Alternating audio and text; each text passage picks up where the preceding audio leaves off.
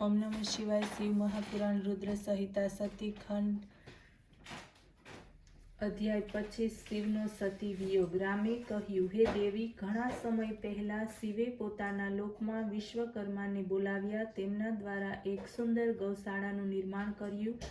એમાં એક મનોહર વિસ્તૃત ભવન, તેમાં એક દિવ્ય સિંહાસન તથા બધાની અદ્ભુત એક દિવ્ય શ્રેષ્ઠ સત્ર પણ બનાવડાવ્યું. પછી ઇન્દ્ર વગેરે દેવતાઓ, શાસ્ત્રો, પુત્રો સહિત બ્રહ્મા, મુનિઓ, દેવીઓ, અપ્સરાઓને બોલાવી તેમના દ્વારા અનેક વસ્તુઓનો સંગ્રહ કર્યો. નાગોની 16 કન્યાઓ આવી, તેમણે મંગલાચાર કર્યો. સંગીત તજ્ઞો આવ્યા, વીણા, મૃદંગ વગેરે વગાડીને સંગીતનું જ્ઞાન આરંભાયું. આ પ્રમાણેનો ભવ્ય સમારોહ થયો. રાજ્યાભિષેકની ઘણી સામગ્રીઓ એકઠી થઈ. તીર્થના જળથી ભરેલા 5 ઘડાઓ મંગાવવામાં આવ્યા. બીજી પણ દિવ્ય સામગ્રી એકઠી કરવામાં આવી. દિવ્ય ઘોર શંખનાદ થયા. પ્રસન્નતાથી વૈકુંઠવાસી વિષ્ણુને બોલાવ્યા. પછી એક ઉત્તમ મુહૂર્ત જોઈને ભક્તિથી પૂર્ણ શિવે વિષ્ણુને શ્રેષ્ઠ સિંહાસન પર બેસાડી ઘણા બધા અલંકારો પહેરાવ્યા. કૌતુક અને મંગલ કરીને તેમના મસ્તકે મુકુટ પહેરાવ્યો. પોતાનું અખંડ ઐશ્વર્ય આપ્યું. પછી તે સ્વતંત્ર ભગવાન શિવે તેમની ઘણી સ્તુતિ કરી અને જગત કરતા બ્રહ્માને કહ્યું કે મારી આજ્ઞાથી બધા દેવતાઓની સાથે તમે પણ તેમને પ્રણામ કરો. વેદે જે પ્રમાણે મારું વર્ણન કર્યું તેવી જ રીતે તમે એનું વર્ણન કરો. બ્રહ્માને આ પ્રમાણે કહી ભગવાન શિવે ભક્તિથી પ્રસન્ન થઈને વિષ્ણુને પ્રણામ કર્યા. તે સમયે બ્રહ્મા વગેરે દેવતાઓ અને મુનિઓએ વિષ્ણુને પ્રણામ કર્યા. શિવજીએ વિષ્ણુને વારંવાર અનેક વરદાનો આપ્યા. સર્વલોકના કરતા ભરતા સંહર્તા બનાવ્યા. ધર્મ, અર્થ, કામના આપનાર અને દુષ્ટોનું શાસન કરવા વ્યર્થ બને તે પ્રમાણેના શાસનકર્તા બનાવ્યા. પોતાની 3 શક્તિઓ પ્રદાન કરી 3 ભુવનમાં સ્વતંત્ર અને અનેક લીલાઓના કરતા બનાવવામાં આવ્યા. પોતાની માયા આપી અનેક અવતાર લઈને સંસારના પાલક બનાવવામાં પોતાના લોકમાં ગૌલોક નામનું સ્થાન આપ્યું અને કહ્યું કે હે વિષ્ણુ, પૃથ્વી ઉપર આપના જેટલા અવતાર હશે તેના દર્શન મારા ભક્તો આદરપૂર્વક કરશે.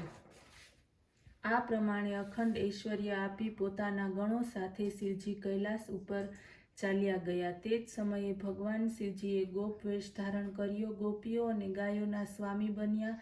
આ સમયે શિવજીની આજ્ઞાથી તેમણે 4 અવતાર ધારણ કર્યા. પહેલો અવતાર તે રામ, બીજો ભરત, ત્રીજો લક્ષ્મણ અને ચોથો શત્રુઘ્ન. હે દેવી, હું પિતાની આજ્ઞાથી લક્ષ્મણ અને સીતા સાથે વનમાં આવ્યો છું. ભાગ્યવશાત અહીં આવીને હું દુઃખી થઈ ગયો. કોઈ રાક્ષસે મારી પત્ની સીતાનું હરણ કર્યું છે. વિયોગી હું ભાઈને સાથે રાખીને તેને શોધી રહ્યો છું. હે માતા, આપનું દર્શન પ્રાપ્ત કરીને મારું કલ્યાણ થયું. જો આપની કૃપા હશે તો જરૂર સારું થશે. આ પ્રમાણે ઘણું બધું કહીને સતીને પ્રણામ કરીને રામચંદ્રજી વનમાં ફરવા લાગ્યા. સતીએ તેમને શિવભક્ત જાણ્યા. તેમની પ્રશંસા કરી. તેઓ પશ્ચાતાપ કરતા શિવજીની પાસે પાછા ફર્યા. સતીને મનમાં ચિંતા હતી કે હવે શિવજીની પાસે જઈને શું કહેવું. સતી શિવજીની પાસે પહોંચ્યા. હૃદયપૂર્વક તેમને પ્રણામ કરી શોકથી વ્યાકુળ તેમના મુખની શોભા ક્ષીણ થઈ ગઈ હતી. ત્યારે તેમને દુઃખી જોઈને શિવજીએ પૂછ્યું કે કુશળ તો છો ને? કહો, આપ કેવી રીતે પરીક્ષા લીધી? સતીએ માથું ઝુકાવી લીધું. તેઓ કશું બોલ્યા નહીં. મહાયોગી શિવે ધ્યાનથી સતીના ચરિત્રને જાણી લીધું. તેમને દુઃખ થયું. તેઓ વિચારવા લાગ્યા, જો હવે હું સતીને પૂર્વની જેમ જ સ્નેહ કરું તો મારી શુદ્ધ પ્રતિજ્ઞાનો ભંગ થશે. વેદ ધર્મના પાલક શિવજીએ વિચારીને સતીનો મનથી ત્યાગ કર્યો. સતીને કંઈ ન કહેતા તેઓ કૈલાસ તરફ ચાલ્યા. માર્ગમાં બધાના સાંભળતાને વિશેષ રીતે સતીના સાંભળતા આકાશવાણી થઈ કે હે પરમેશ્વર, હે મહાયોગી, આપને ધન્ય છે. આપના જેવા ત્રિલોકમાં પ્રતિજ્ઞા પાલક કોઈ નથી. આ આકાશવાણી સાંભળતાની સાથે જ સતી કાંતિહીન થઈ ગયા. પછી તેમને શિવજીને પૂછ્યું કે હે નાથ, આપની કઈ પ્રતિજ્ઞા છે? હે પરમેશ્વર, તે મને કહો. પરંતુ સતીના પૂછવા છતાં પણ શિવજીએ બ્રહ્મા અને વિષ્ણુની આગળ કરેલ પ્રતિજ્ઞા ન કહી. પછી તો સતીએ પ્રાણનાથ શિવજીનું ધ્યાન કર્યું અને પોતાના ત્યાગથી બધી જ બાબતો જાણી લીધી. તેમને ઘણું દુઃખ થયું. શોકાતુર બની નિશ્વાસ લેવા લાગ્યા. ત્યારે આ બધું સમજી શિવજી સતીનું મન પ્રસન્ન કરવાને માટે અનેક વાતો કહેવા લાગ્યા. સતી આ બધું સાંભળતા તેમની પાસે ખિન્નતાપૂર્વક બેસી રહ્યા. સતી અને શિવના આ ચરિત્રને કોઈએ ન જાણ્યું. ઘણો જ સમય પસાર થઈ ગયો. જ્યારે શિવજીએ સમાધિનો ત્યાગ કર્યો તો નજીકમાં જઈને સતીએ શિવજીને પ્રણામ કર્યા. ઉદાર ચિત્તે શિવજીએ તેમને પોતાના સન્મુખ આસન આપ્યું. ઘણી બધી મનોહર કથાઓ કહીને સતીને વિમુક્ત કર્યા.